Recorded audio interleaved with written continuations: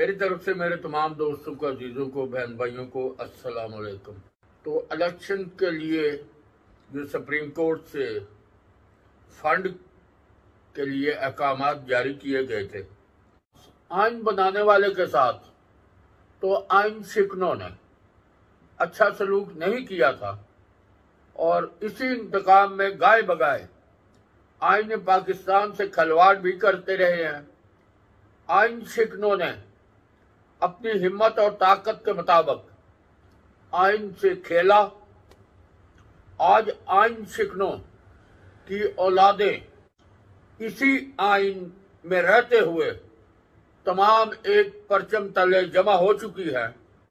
मैसाके जमहूरियत पर जब अमल होने लगा, जब नवाज शरीफ और बेनजीर भुट्टो ने उस पर मुआहदा, आपस में मुआहदा हो गया, उनका करारदादे उन्होंने अपने दस्तखत वगैरह कर लिए, तो उसके बाद जब उन्होंने देखा कि इनमें से तो कोई भी ऐसा नहीं है बंदा, ना पीपल्स पार्टी और ना नून लीग, अब उस वक्त दो ही तो सियासी पार्टियां बड़ी थी, तो उन्होंने सोचा कि अब फिर कुछ तीसरी पार्टी लॉन्च करते हैं।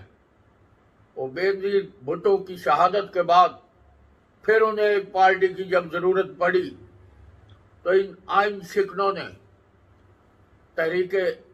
तहरीके इंसाफ को लॉन्च किया और इस पौधे को पानी देना शुरू कर दिया, इसकी परवरिश करनी शुरू कर दी।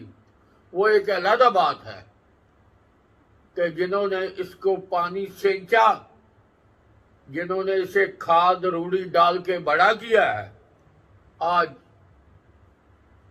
उन्हीं के गिर्द उन्होंने घेरा तंग किया हुआ है।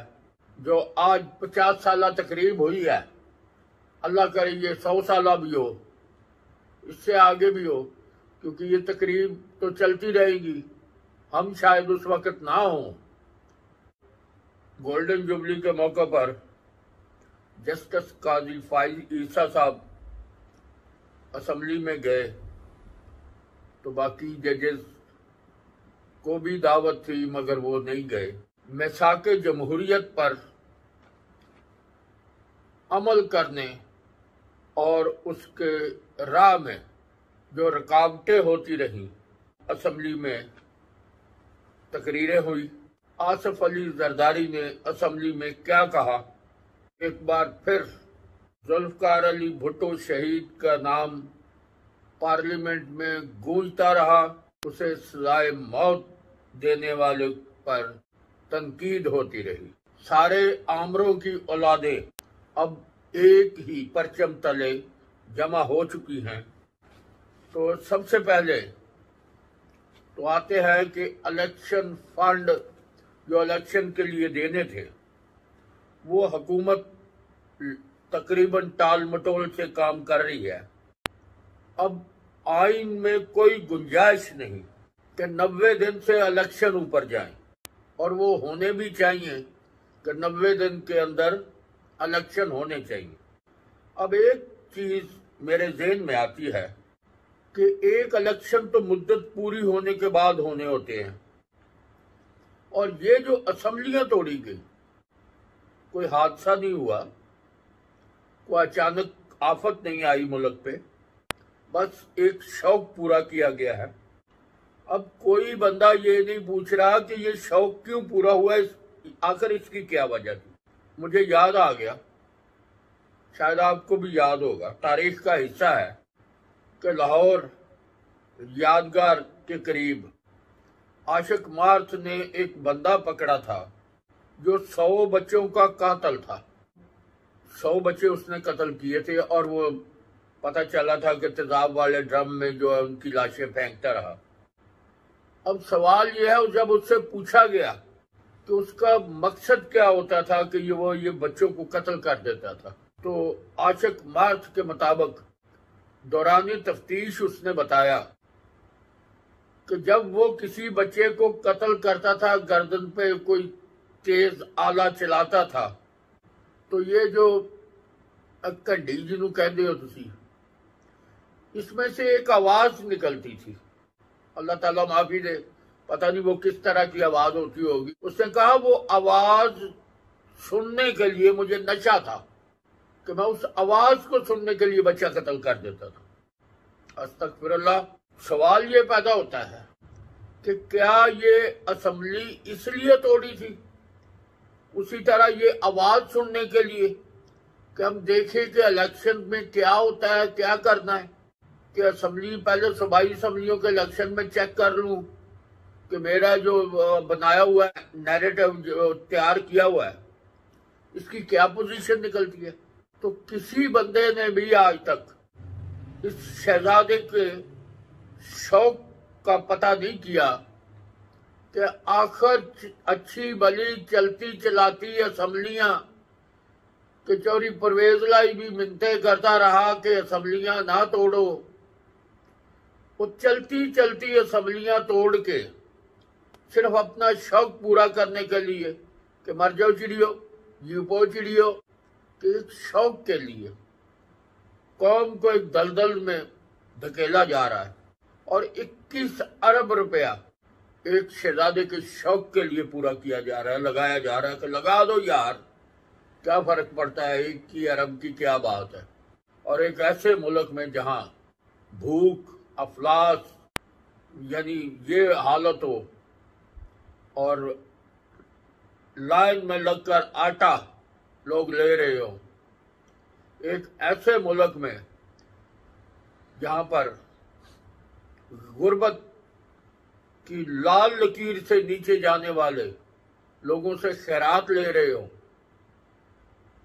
बहरहाल चलो, पता चला है कि ये जो गोल्डन जुबली का असेंबली में प्रोग्राम हुआ है, क्योंकि ये तो एक खुशी का मौका था और इसमें सिर्फ असेंबली मेंबरान ही नहीं थे, इसके अलावा तमाम शोबाए से तलक रखने वाले लोग जो है वो शामिल हुए थे। अदलिया की तरफ से सिर्फ एक ही जस्टिस गए हैं, बाकी कोई जस्टिस नहीं गया। हालांकि ये आइन है और आइन के पासदार जो जाहिरी तौर पे हमें महसूस होता है कि वो सारी जिम्मेदारी तो अदलिया ने ली हुई है कि आइन की हम जो है वो हम आइन के मुहाफिज हैं। सुप्रीम कोर्ट में जो सूरत हाल चल रही है वो अब किसी से ढकी छुपी नहीं, लेकिन आइन पर अमल हो या ना हो, एक बात है कि आपने देखा कि आइन बनाने वाले का नाम आज गूंजता रहा पूरी दुनिया में, यानी शहीद जुल्फकार अली भुट्टो, और उसे शहीद करने वाले अदालती उसका मर्डर कराने वाला जो आमर था, उसका नाम भी जब जुल्फकार अली भुट्टो को याद किया जाता रहा तो उसके साथ इस आमर को भी उन लफ्जों से याद किया गया जिसके वो मुस्तहिक थे। आसिफ अली जरदारी और बिलावल भुट्टो ने तकरीरें की हैं। जाहिर है जुल्फकार अली भुट्टो ने आइन बनाया था और ज्यादा हक और ज्यादा फख्र भी उनको ही होना चाहिए। वैसे तो वो 73 का आइन अब है ही नहीं है, क्योंकि 73 के आइन की जो असल हालत है वो तो नहीं रह गई, उसमें बहुत सी अमेंडमेंट हो गई हैं, बहुत सा अपनी अपनी मर्जी का जो आया उसने उसमें मसाला डाला है। जिया अपना मसाले डालता रहा है, वो इस्लाम के नाम पर वो शिक्के डाल गया कि ये इस्लामी है। इसी तरह मुशर्रफ ने भी अपना काम किया, उसने भी पुलिस ऑर्डिनेंस का हुलिया बिगाड़ा और सरमायादारों और अमीर और वडेरों के मुफाद में बना के चला गया है। वो आज तक ठीक नहीं हो सका। उसके बाद इसी आइन को ये जेल मैनुअल है, उसका भी एक चीफ जस्टिस इफ्तिखार चौधरी जिसका नाम है, उसके दौर में इसका भी हुलिया बिगाड़ा गया और इसमें जो वो कैदियों की रिमेशन वगैरह होती हैं, यानी माफियां वगैरह जो दी जाती हैं उनको, जो एक कानून के अंदर दर्ज थी, तो इसने बंद की थी इफ्तिखार चौधरी ने। उसके बाद जेलों में हंगामे हुए बाद में, 2006 या 7 की बात है गालबन। तो जब हंगामे हुए, कैदी मरे, मुलाजिम कई मरे, जख्मी हुए, तो हुकूमत ने प्रोग्राम बनाया कि चलो अदालत में जाते हैं और ये जो अथॉरिटी इन्होंने जारी की हुई है इसके बारे में कोई पिटीशन दायर करते हैं।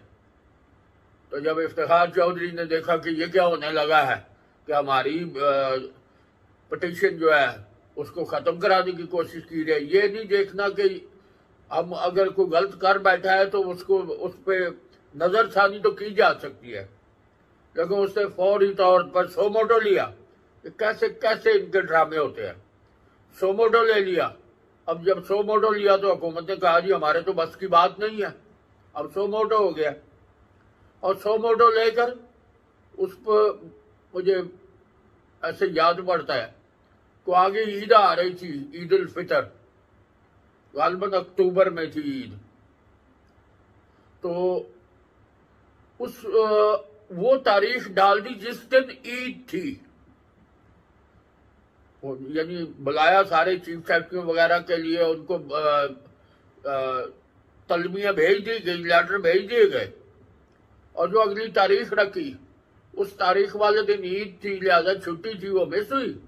उसके बाद खत्म, वो दिन गया और आज का दिन गया, क्योंकि लावारसों के, गरीबों के, बेबसों के वो दोबारा तो पुटअप हो ही नहीं सकती। और पुटअप तो इसलिए होती ना कि अगर वो गलती से ईद की तारीख होती तो वो तो जानबूझ के डाली होगी उसने। और उसके बाद सारे यही सोचते रहे कि हमारे एक चीफ जस्टिस ने ये गलत फैसला अगर कर दिया है, एक अथॉरिटी जारी कर दी है, तो हम तो इसको नहीं छेड़ेंगे। ये अब सारी जिंदगी इसी तरह जलील होते रहे।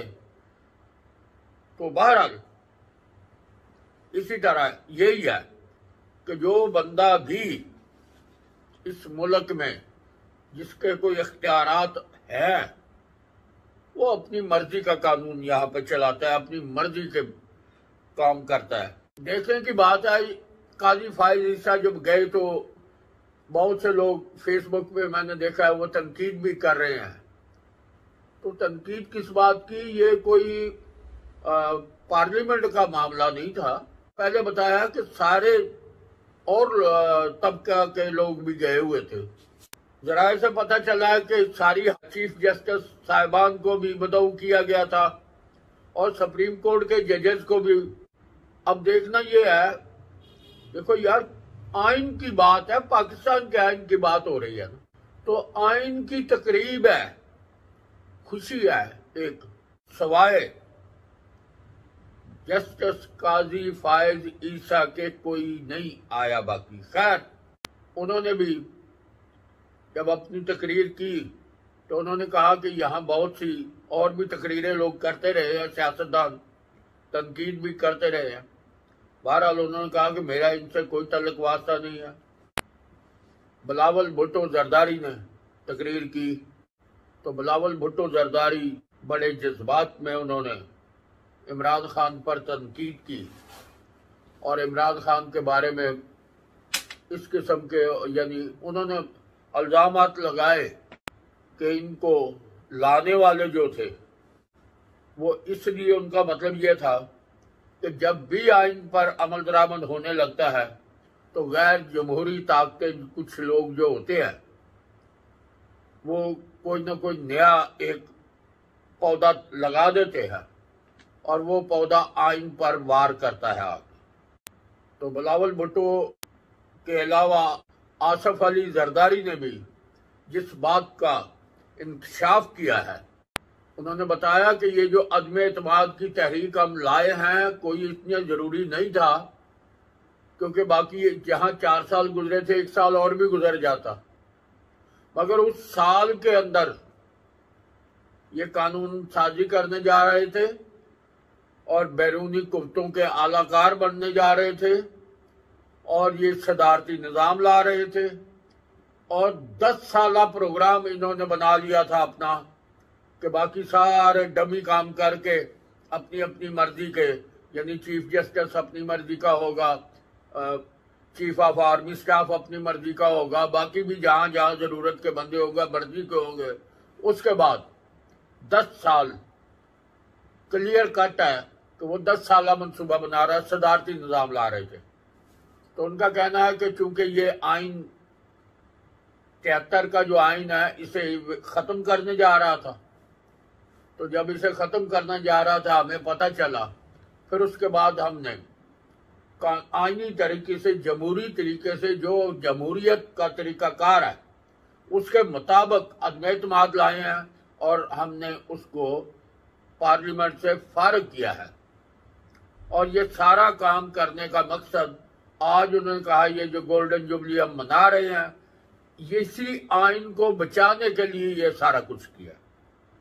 तो बाहर का अल्लाह ताला इस मुल्क का पे रहम करे, क्योंकि आजकल सुप्रीम कोर्ट में जो रस्साकशी चल रही है, अब असल में सियासतदानों के अपने मामलात हैं, पीटीआई के अपने मामलात हैं, दूसरों के अपने मामलात हैं। तो इस सारी जंग में जो क्रश हो रहा है, जो कुचला जा रहा है, वो गरीब आवाम है। कि गरीब आवाम मरने जा रही है, इसको कोई पूछने वाला नहीं। हर बंदा अपने अपने काम में लगा हुआ है, अपने अपने मफादात की जंग है सबकी।